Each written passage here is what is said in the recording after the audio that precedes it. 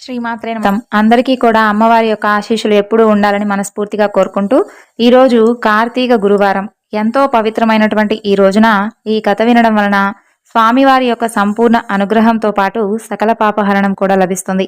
మరి అంతటి పరమ పవిత్రమైనటువంటి ఈ కథను భక్తి శ్రద్ధలతో వినండి. గురుచరిత్ర మహిమ గురించి వర్ణిస్తున్నటువంటి సిద్ధయోగికి నామధారకుడు అనేటటువంటి శిష్యుడు ఇలా అడుగుతాడు. గురువర్య, కాశీ, బదరి, కేదారం వంటి క్షేత్రాలు ఎంతగానో ప్రసిద్ధి పొందినవి అయినందువలన శ్రీపాద స్వాముల వారు అక్కడికి వెళ్ళారని చెప్పారు కదా. మరి వారు ఆ తరువాత గోకర్ణానికి వచ్చి అక్కడే ఉన్నారని చెప్పారు. ఆ క్షేత్రానికి ఉన్నటువంటి ప్రాధాన్యత ఏమిటో వివరించమని కోరగా దానికి సిద్ధుడు ఇలా చెప్పారు. పూర్వం రావణాసురుని తల్లి కైకసి కైలాసాన్ని పొందగోరి నిత్యము కూడా మట్టితో చేసినటువంటి శివలింగాన్ని పూజిస్తూ ఉండేది. బలగర్వితుడైనటువంటి రావణుడు అది చూసి శంకరునితో కూడా కైలాస పర్వతాన్ని తెచ్చి తన తల్లికి సమర్పించాలి అని అనుకుంటాడు. అతను అక్కడకు వెళ్లి తన శక్తిని అంతా కూడా ప్రయోగించి ఆ పర్వతాన్ని నెత్తికి ఎత్తుకుంటాడు. అప్పుడు భూమి అంతా కూడా కంపించిపోతుంది. లోకాలన్నీ అకాల ప్రళయంలో నశిస్తాయని తలచి అట్టి ఆపదను నివారించమని పార్వతీదేవి పరమేశ్వరుని ప్రార్థిస్తుంది. పరమేశ్వరుడు రావణుణ్ణి కైలాస పర్వతం కింద అణిగిపోయే విధంగా తొక్కుతాడు. అప్పుడు రావణుడు ప్రాణాపాయంలో పడి దీనాతి దీనంగా పరమేశ్వరుని ధ్యానిస్తాడు. కరుణా సముద్రుడైనటువంటి కైలాసపతి అతని ధ్యానానికి ప్రసన్నుడై రావణుణ్ణి పైకి లేవనెత్తుతాడు. అప్పుడు రావణుడు రాగయుక్తంగా సుస్వరంగా మధురగానం చేస్తాడు. మనోహరమైనటువంటి అతని గానానికి ప్రీతి చెందినటువంటి పరమేశ్వరుడు అతనిని వరం కోరుకోమని అంటాడు.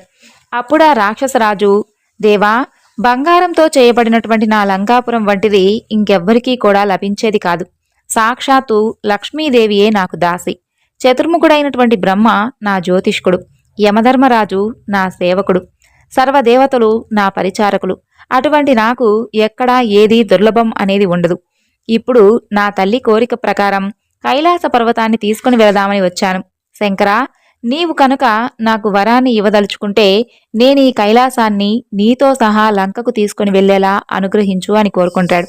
అప్పుడు కైలాసపతి, రావణ, ఈ కైలాస పర్వతంతో నీవు ఏం సాధిస్తావు? దానిని మించినటువంటి నా ఆత్మలింగాన్ని నీకు ప్రసాదిస్తాను.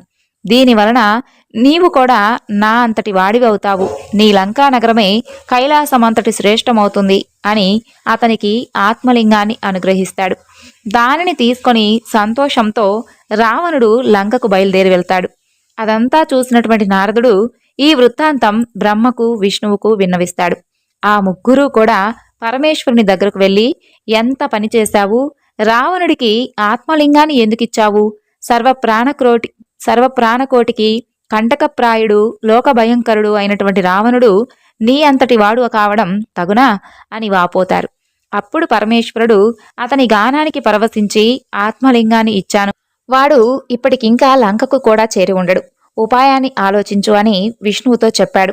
అది విని శ్రీహరి దుర్మార్గుణ్ణి మోసంతోనే జయించి ఎలాగైనా సరే ఆత్మలింగాన్ని చేజిక్కించుకోమని నారదుణ్ణి, గణపతిని ప్రేరేపించాడు. అప్పుడు దేవర్షి అయినటువంటి నారదుడు మనోవేగంతో రావణుని వద్దకు పోయి, రావణ, ఎక్కడి నుండి వస్తున్నావు? ఎక్కడికి వెళుతున్నావు అని అడిగాడు. రావణుడు పరమేశ్వరుని ప్రసన్నం చేసుకొని ఆత్మలింగాన్ని పొంది లంకకు పోతున్నాను అని దానిని చూపిస్తాడు. రావణుని మాటలతో మైమర్పించాలని నారదుడు, రావణ, పూర్వం ఒక భయంకరమైనటువంటి జంతువు అడవి దున్నలు అన్నిటినీ కూడా చంపుతూ ఉండేది. త్రిమూర్తులు దానిని వేటాడి సంహరించి దాని కొమ్ములలో నుండి తలా ఒక లింగమును తీసుకున్నారు.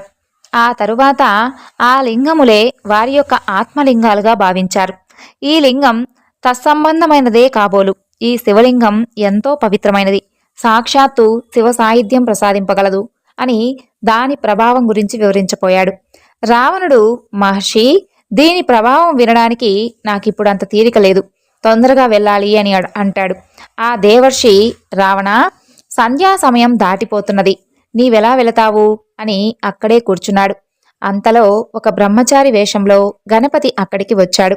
అతనిని చూసి రావణుడు, నీవెవరవు? ఎవరి పిల్లవాడవు? ఎక్కడికి వెళుతున్నావు అని అడిగాడు. ఆ బ్రహ్మచారి, నేను ఉమాశంకరుల పుత్రుణ్ణి, నన్ను పోనివ్వు, నిన్ను చూస్తేనే నాకు చాలా భయంగా ఉంది అని అంటాడు. అప్పుడు రావణుడు, ఓ బ్రహ్మచారి, నేను సంధ్య వార్చుకొని వచ్చే వరకు ఈ శివలింగాన్ని పట్టుకో, నాకు కనుక ఈ సహాయాన్ని చేస్తే నీకు సువర్ణమైనటువంటి నా లంకా పట్టణాన్ని చూపిస్తాను. నీకు కనుక ఇష్టమైతే అక్కడే హాయిగా ఉండవచ్చు అని అంటాడు. ఆ వటువు, అమ్మో, ఇంతటి బరువైనటువంటి ఈ శివలింగాన్ని నేనంతసేపు మోయగలనా? అయినా రాక్షస నివాసం చేత భయంకరమైనటువంటి ఆ లంకాపురికి నేను రాను బాబు అని అంటాడు. అలా రావణుడు ఆ బ్రహ్మచారిని ప్రాధేయపడి పరమేశ్వరుడిచ్చినటువంటి ఆత్మలింగాన్ని అతని చేతిలో పెట్టి సంధ్యోపాసనకై సమీపంలో ఉన్నటువంటి సముద్రం వద్దకు బయలుదేరుతాడు. ఆ బ్రహ్మచారి, రావణ, దీనినిక మోయలేనప్పుడు ఎలుగెత్తి 3 సార్లు నేను పిలుస్తాను. అప్పుడు కనుక నీవు రాకపోతే దీనిని ఇక్కడే స్థాపిస్తాను అని అంటాడు. రావణుడు పక్కకు వెళ్ళినదే తడువుగా గణపతి అతనిని 3 సార్లు పిలిచి అతను రాని కారణంగా స్వర్గంలోని దేవతలందరూ చూస్తూ ఉండగా హరిని ధ్యానించి ఆ లింగాన్ని భూస్థాపితం చేస్తాడు. ఆ తరువాత రావణుడు తిరిగి వచ్చి పట్టరా కోపంతో ఆ లింగాన్ని పెకిలింపజూస్తాడు. భూమి కంపించిందే కాని ఆ లింగం మాత్రం కొంచెమైనా కదల్లేదు. అందుకే దానికి మహాబలేశ్వర లింగం అని పేరు వచ్చింది. అది ఆవు చెవి ఆకారాన్ని పోలి ఉండడం వలన ఆ క్షేత్రానికి గోకర్ణం అనేటటువంటి పేరు వచ్చింది. నామధారక దానిని భూ కైలాసం అని కూడా అనవచ్చు. అక్కడ పరమేశ్వరుడు సపరివారంగా నివసిస్తాడు. అందుకే అది సజ్జనులెందరికో ఆశ్రయమైంది.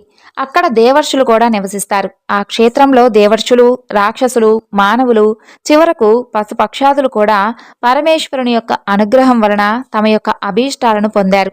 అంతటి పవిత్రమైనటువంటి క్షేత్రం వేరొకటి లేదు అని చెప్పగా ఇదంతా వింటున్నటువంటి నామధారకుడు సిద్ధయోగికి నమస్కరించి, స్వామి, ఈ యొక్క గోకర్ణ క్షేత్ర మహిమ ఇంకొంచెం విపులంగా వివరించండి. మన దేశంలో ఎన్నో పుణ్యతీర్థాలు ఉండగా శ్రీపాద స్వామి ఈ క్షేత్రాన్నే ఎందుకు ఆశ్రయించారో చెప్పండి అని వేడుకున్నాడు. అప్పుడు సిద్ధయోగి ఇలా చెప్పారు. పూర్వం ఇక్ష్వాకు వంశంలో మిత్రసహుడు అనేటటువంటి పేరు కలిగినటువంటి రాజు వేద మార్గతత్పరుడై రాజ్యాన్ని ధర్మంగా పాలిస్తూ ఉండేవాడు. ఒకనాడు అతను అడవికి వెళ్లి క్రూర జంతువులను వేటాడుతూ ఒకచోట భయంకరమైనటువంటి ఒక రాక్షసుణ్ణి చూస్తాడు. రాజు అతని మీద బాణాలు వేయడంతో ఆ రాక్షసుడు నేలకూలి ప్రాణాలు విడుస్తూ తన సోదరుణ్ణి పిలిచి ఆ రాజుపై ప్రతీకారం తీర్చుకోమని ఆదేశిస్తాడు. అతని సోదరుడు తన యొక్క రాక్షస మాయ చేత ఒక సామాన్యమైనటువంటి మానవ రూపంలో ఆ రాజు వద్దకు వచ్చి ఎంతో వినయంతో అతనికి సేవ చేస్తాడు. అలా ఒకరోజు ఆ రాజు తన ఇంట పితృశ్రాద్ధానికి వశిష్ఠాది మహర్షులను భోక్తలుగా ఆహ్వానిస్తాడు. ఆనాడు ఆ కపట సేవకుడు వంటలో రహస్యంగా నరమాంసాన్ని కలుపుతాడు. భోజన సమయంలో వశిష్ఠ మహర్షి అది తెలుసుకొని ఆ రాజుపై కోపించి, రాజా, నీవు మాకు నిషిద్ధమైనటువంటి నరమాంసాన్ని వడ్డించావు కాబట్టి నీవు బ్రహ్మ రాక్షసుడు అవుతావు అని శపిస్తాడు. ఆ ముని తనను నిష్కారణంగా శపించినందుకు రాజు ఎంతో కోపించి ఆయనకు ప్రతిశాపం ఇవ్వబోతుంటే పతివ్రత అయినటువంటి అతని భార్య దమయంతి అడ్డుపడి గురువును శపించబోనడం మహాపాపమని హెచ్చరించి ఆ శాపజలాన్ని తన పాదాలపైనే పోసుకోమని ప్రార్థించింది. రాజు తన కోపాన్ని నిగ్రహించుకొని శాపకల్మషమైనటువంటి తన చేతిలోని జలాన్ని తన పాదాలపై పోసుకొని వశిష్ఠ శాపం వలన బ్రహ్మరాక్షసుడై కల్మషపాదుడు అనేటటువంటి పేరును గ్రహించాడు. అప్పుడు శాప విముక్తికై మహారాణి ప్రార్థించగా వశిష్ఠ మహర్షి జాలి చెంది, అమ్మా, నీ భర్తకు 12 సంవత్సరాల తర్వాత బ్రహ్మరాక్షసత్వం పోతుంది అని ఆశీర్వదించి తమ ఆశ్రమానికి వెళ్ళిపోయారు. అప్పటి నుండి కల్మషపాదుడు ఘోరమైనటువంటి ఆ అరణ్యంలో నివసిస్తూ అక్కడ క్రూర జంతువులను, మనుషులను పట్టుకుని తింటూ ఉండేవాడు. అతని యొక్క బ్రహ్మరాక్షస రూపం ఛాయల అతన్ని ఎప్పుడూ కూడా వెంటాడుతూ ఉండేది. అలా ఒకసారి అతను ఒక బ్రాహ్మణ శ్రేష్ఠుని చంపి తిన్నాడు. అందుకు ఆ బ్రాహ్మణుని భార్య శోకంతో, నీకు వశిష్ఠ శాపం తీరి నీ పూర్వరూపాన్ని పొందిన తర్వాత నన్ను నా భర్తను ఎడబాటు చేసినటువంటి పాపానికి భార్యా సంగమం చేస్తే నీవు నశిస్తావు అని శపిస్తుంది. అలా కొంతకాలానికి వశిష్ఠుని యొక్క శాపం నుండి విముక్తుడైనటువంటి ఆ రాజు తన నగరంలోకి ప్రవేశించాడు. అతని రాకకై భార్య ఎంతో ఆతృతతో ఎదురు చూస్తూ ఉంటుంది. ఆమెను చూస్తూనే ఆ రాజు కన్నీటితో తనకు కొత్తగా సంక్రమించినటువంటి బ్రాహ్మణ పత్ని శాపం గురించి చెప్పాడు. భార్యాభర్తలు ఇద్దరూ కూడా కిన్నులై ఆ శాప విముక్తికై తీర్థయాత్రలు చేశారు. అలా మార్గ మధ్యంలో వారు గౌతమ మహర్షిని సందర్శించి తమ యొక్క విషాదగాథను వినవించుకుంటారు. అది విన్నటువంటి గౌతమ మహర్షి జాలి చెంది, రాజా, భయపడవద్దు. పాపాలన్నిటినీ కూడా పారద్రోలి అభిష్టాలను ఇచ్చేటటువంటి పరమ పవిత్రమైనటువంటి గోకర్ణ క్షేత్రం ఉండగా బ్రహ్మహత్యా పాతకం నిన్ను ఏమీ చేయలేదు అని. ఆ క్షేత్రంలోని నీరంతా కూడా పుణ్యతీర్థమే. అక్కడ శిలలన్నీ కూడా శివలింగాలే. ఆ పరమ పవిత్రమైనటువంటి క్షేత్రంలో మానవులకు పొందరానిది అంటూ ఏమీ లేదు. ఆ క్షేత్ర మహత్యాన్ని తెలిపేటటువంటి విషయం ఒకటి నేనక్కడ చూసినది నీకు చెబుతున్నాను. ఆ క్షేత్రంలో మరణించినటువంటి ఒక చండాల స్త్రీని కైలాసానికి తీసుకుని వెళ్ళడానికి శివకింకరులు వచ్చారు. వారిని అడగగా వారు ఇలా చెప్పారు. పూర్వము ఈమె సౌదామిని అనేటటువంటి అందమైనటువంటి ఒక బ్రాహ్మణ కన్య. ఆమెకు యుక్త వయసు దాటిన తరువాత ఆలస్యంగా ఒక పేద బ్రాహ్మణునితో ఇష్టం లేనటువంటి వివాహం బలవంతంగా చేశారు. అలా కొద్ది కాలానికే ఆమెకు పిల్లలు కూడా కలగకముందే ఆ బ్రాహ్మణుడు మరణించాడు. అయితే ఆమె మాత్రం కామవశం చేత ఒక కోమిటి వాడిని ఉంచుకున్నది. జారత్వం ఎన్నటికీ కూడా దాగదు కదా. త్వరలోనే ఆ రహస్యం బంధువులందరికీ కూడా తెలిసి వారు ఆమెను వెలివేసి ప్రాయశ్చిత్తం చేసుకున్నారు. అప్పటి నుండి ఆమె నిర్భయంగా ఆ యొక్క వైశ్యునితో జీవించడం ప్రారంభించింది. అతని యొక్క దుస్సాంగత్యంతో మద్యపానానికి కూడా అలవాటు పడింది. ఒకనాడు ఆమె కళ్ళు తాగినటువంటి మైకంలో ఆవు దూడను ఒకదానిని మేక అనుకొని చంపి దాని తలను మరునాటికని దాచి మిగిలినటువంటి దేహాన్ని వండుకొని భుజించింది. మరునాడు విటుడు రాగానే ఆమె వంట చేయబోయి ఆవు దూడ శిరస్సును చూసి నిజాన్ని కప్పిపుచ్చుకుంటూ అయ్యయ్యో, ఆవు దూడను పులి తినివేసింది అని వలవలా ఏడ్చింది. ఆమె ఇటువంటి పాపాలను అనేకం చేసి నరకంలో శిక్షలను అనుభవించి కర్మశేషం వలన ఈ జన్మను పొందింది. అయితే ఈ జన్మలో మాత్రం ఆమె పుట్టుగుడ్డి, కుష్ఠరోగి అయి కొంతకాలం పాటు తన తల్లిదండ్రుల చేత పోషింపబడింది. వారు మరణించిన తరువాత దిక్కులేక ఆకలితో అలమటిస్తూ ఒక శివరాత్రి నాడు అందరినీ కూడా భిక్ష కోసం యాచించింది. ఆనాడు ఎవ్వరూ కూడా అన్నాన్ని వండలేదు కాబట్టి ఆమె కనీసం తినడానికి కూడా ఏమీ దొరకక ఆమె చేతిలో కొద్ది మారేడు దళాలు మాత్రం ఉంచారు. అవి తినడానికి పనికిరావని ఆమె తలచి వాటన్నిటినీ కూడా జార విడిచింది. ఆ బిల్వమంతా కూడా ఒక లింగం మీద పడింది. అదే ఆమె చేసినటువంటి శివపూజ. ఆ రోజంతా కూడా తిండి లభించినటువంటి కారణంగా ఆ రాత్రి ఆమెకు నిద్ర కూడా రాలేదు. ఈ విధంగా ఆమె ఉపవాసము, జాగరణ కూడా చేసినట్లయింది. ఆ రోజంతా కూడా ఆమె శివనామ సంకీర్తనం విన్నది. తెలియక చేసినటువంటి ఆ వ్రతం వలన ఈమె పుణ్యాత్మురాలైంది. ఇప్పుడు ఈమెను కైలాసానికి తీసుకుని రమ్మని మమ్మల్ని పరమేశ్వరుడు పంపించాడు అని చెప్తారు. అప్పుడు ఆ శివదూతలు ఆమె మృతదేహంపై అమృతం చల్లి దేవ విమానం మీద ఆమెను కైలాసానికి తీసుకుని వెళతారు. అబుద్ధిపూర్వకంగా చేసినటువంటి ఆమె వ్రతానికే ఇంతటి ఫలితం ఉంటే ఇక మీరు బుద్ధిపూర్వకంగా చేసినటువంటి దాని ఫలితం చెప్పతరమా? కాబట్టి ఓ రాజా, నీవు గోకర్ణ క్షేత్రానికి వెళ్ళి మహాబలేశ్వరుని సేవించు. బ్రాహ్మణుని యొక్క శాపం నుండి తప్పకుండా విముక్తుడవుతావు అని చెప్పి గౌతమ మహర్షి ఆ యొక్క క్షేత్ర మహత్యాన్ని ఇంకా ఇలా వివరించారు. గోకర్ణం అంతటి పవిత్రమైనటువంటి క్షేత్రం ఇంకొకటి లేదు. మిగిలినటువంటి క్షేత్రాలన్నీ కూడా చంద్రుడు, నక్షత్రాల వంటివి అని అనుకుంటే గోకర్ణం పాపమనేటటువంటి కారు చీకట్లను నశింపజేసేటటువంటి సూర్యుని వంటిది. ఆ క్షేత్ర దర్శనం, స్మరణ వలన కూడా సర్వ పాపాలు నశిస్తాయి.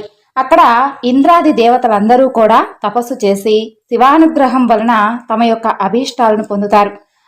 అక్కడ మహాబలేశ్వరునికి బ్రహ్మ, విష్ణువు, ఇంద్రుడు, విశ్వదేవతలు, మరుద్గణాలు, సూర్యచంద్రులు, అష్టవసువులు తూర్పు ద్వారంలోను, యమధర్మరాజు, చిత్రగుప్తుడు, అగ్నిదేవుడు, ఏకాదశ రుద్రులు, పితృదేవతలు దక్షిణ ద్వారంలోను, వరుణుడు మొదలైనటువంటి దేవతలు పడమటి ద్వారంలోను, కుబేరుడు, భద్రకాళి, వాయుదేవుడు, సప్తమాతృకలు ఉత్తర ద్వారంలోను, విశ్వావసువు, చిత్రరథుడు మొదలైనటువంటి గంధర్వులు నిత్యము నిలిచి ఆయనను ఉపాసిస్తూ ఉంటారు. కశ్యపుడు, అత్రి, వశిష్ఠుడు, కన్వుడు మొదలైనటువంటి మునీశ్వరుడు కృతయుగంలో విశ్వామిత్రుడు, జాబాలి, భరద్వాజుడు ఇలా మొదలైనటువంటి అందరు మహర్షులు, సనక సనందనాది బ్రహ్మ మానసపుత్రుడు, నారదాది దేవర్షులు, సిద్ధులు, సాధ్యులు, మునీశ్వరులు, యతులు నిత్యము కూడా గోకర్ణేశ్వరుణ్ణి ఉపాసిస్తూ ఉంటారు.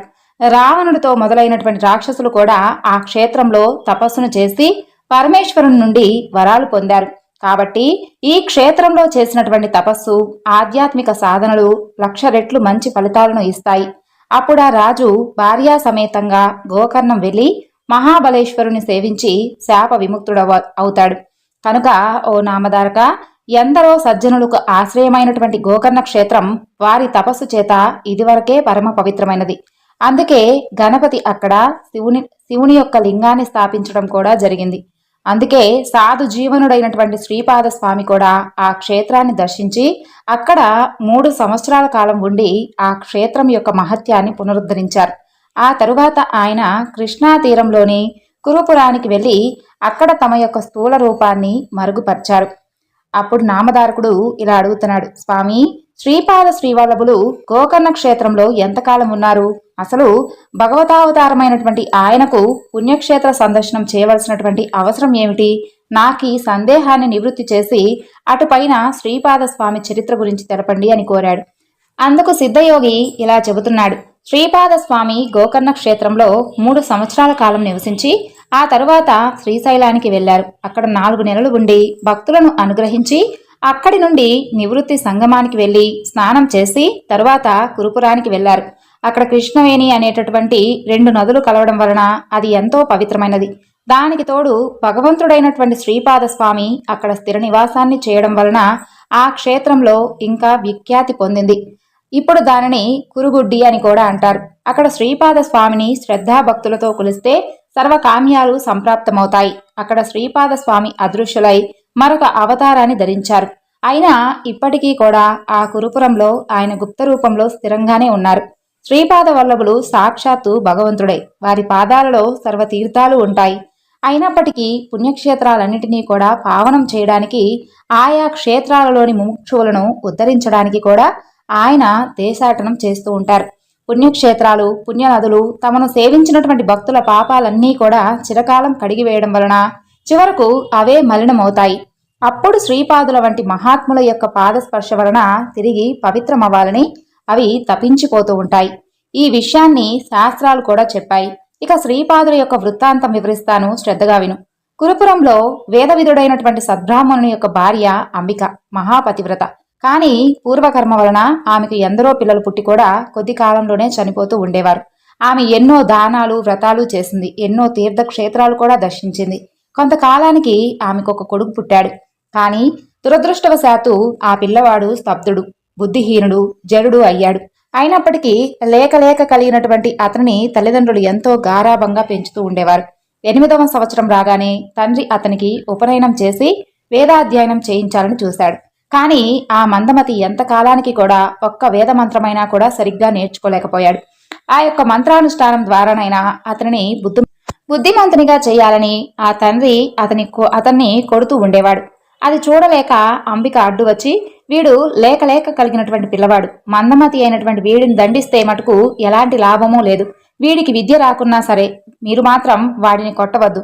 బ్రతికినంత కాలం వీడిని ఇకనైనా సుఖంగా బ్రతకనివ్వండి. ఇక మీదట మీరు వాడిని శిక్షిస్తే నేను మీ ఎదుటే బావిలో దూకి మరణిస్తాను అని అంటుంది. ఆ బ్రాహ్మణుడు కూడా ఆలోచించి ఆ పిల్లవాడు వ్యర్థుడు అని తలచి నిరాశ చెంది ఊరుకుంటాడు. అలా కొంతకాలానికి ఆ బ్రాహ్మణుడు ఆ దిగులుతోనే మరణిస్తాడు.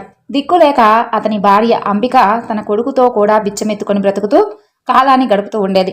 ఆ బాలుని చూసి గ్రామస్తులు, ఓరి పండితపుత్ర, నీ బ్రతుకు వ్యర్థం. నీవు నీ కులానికే మచ్చ తెచ్చావు. నీ తల్లి బిచ్చమెత్తుకుంటే కూర్చొని తింటూ ఉంటావా? సిగ్గులేదా? నది నుండి నీరు మోసి అయినా సరే కనీసం బ్రతకలేవా? నీ వలన నీ పితృదేవతలకు కూడా అధోగతి కలుగుతుంది. నీ బ్రతుకుకు ఏం ప్రయోజనం? పవిత్రమైనటువంటి భిక్షావృత్తి నీ వంటి అసమర్థుడికి తగదు. ఇలా బ్రతికే కంటే ఈ కృష్ణానదిలో దూకి చావరాదు అని పరిహసించేవారు. చివరకు ఆ బాలుడు లోకల పరిహాసాన్ని భరించలేక ఆత్మహత్య చేసుకోవాలని చెప్పి నదివైపు పరిగెత్తాడు.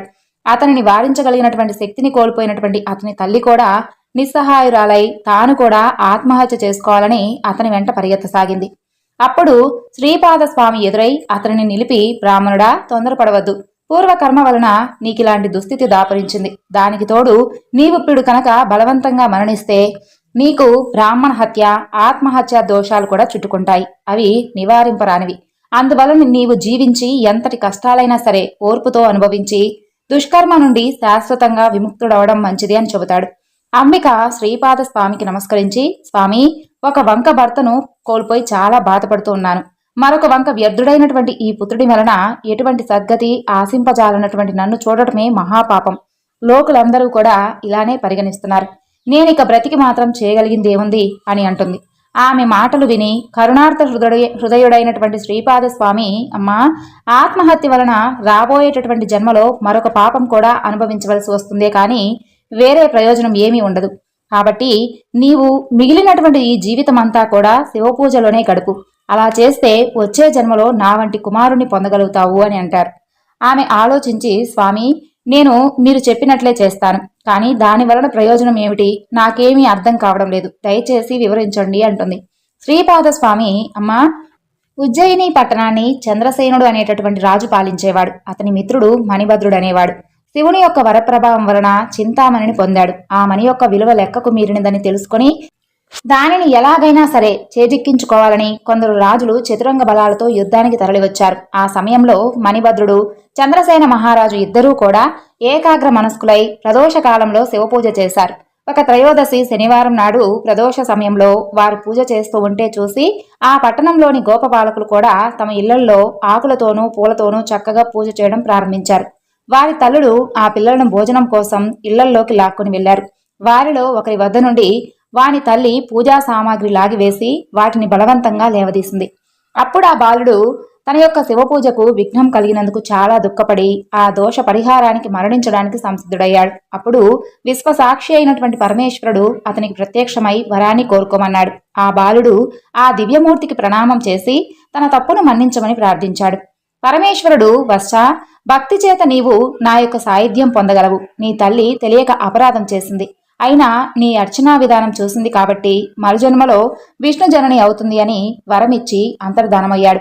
అక్కడున్నటువంటి ఆ లింగం దివ్య తేజస్సుతో వెలిగిపోతూ ఉంది. యుద్ధానికి వచ్చినటువంటి రాజులందరూ కూడా అది చూసి సూర్యుడు రాత్రిపూట కూడా ప్రకాశిస్తూ ఉన్నాడని చెప్పి తలచారు. అంతటి భక్తి శ్రద్ధలు ప్రజలలో కలిగించినటువంటి పుణ్యాత్ముడైనటువంటి చంద్రసేనుడికి మేలు చేయదలచి అంతటి మహానుభావునితో యుద్ధం చేయాలనుకోవడం బుద్ధి తక్కువని చెప్పి పశ్చాత్తాపం చెంది వారందరూ కూడా సగౌరవంగా చంద్రసేన మణిభద్రులను దర్శించడానికి వచ్చారు. అప్పుడే పూజ ముగించినటువంటి రాజు ఆ ప్రకాశానికి కారణం తెలుసుకొని తనను చూడవచ్చినటువంటి ఆ రాజులతో కలిసి ఆ ప్రదేశానికి వెళ్లి ఆ దివ్యలింగాన్ని చూసి ఆనందించాడు.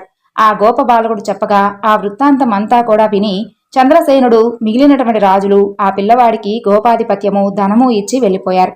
ఆ తరువాత ఆ గోపాలుని యొక్క తల్లి యశోదగా జన్మించి విష్ణువుకు జనని అయింది. కాబట్టి అమ్మా, శివపూజ మహిమ వలన మరుజన్మలో నీవు కూడా అలాగే అవుతావు అని అన్నారు.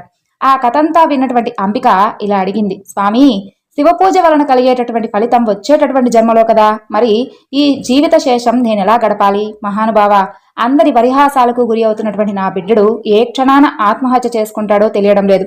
నన్ను మాతృత్వంతో రక్షించు అని వేడుకుంటుంది. అప్పుడు ఆ కరుణా సముద్రుడి యొక్క హృదయం కరిగి తన చేతిని ఆమె యొక్క కుమారుని తలపై పెట్టి ప్రణవం ఉచ్చరించాడు.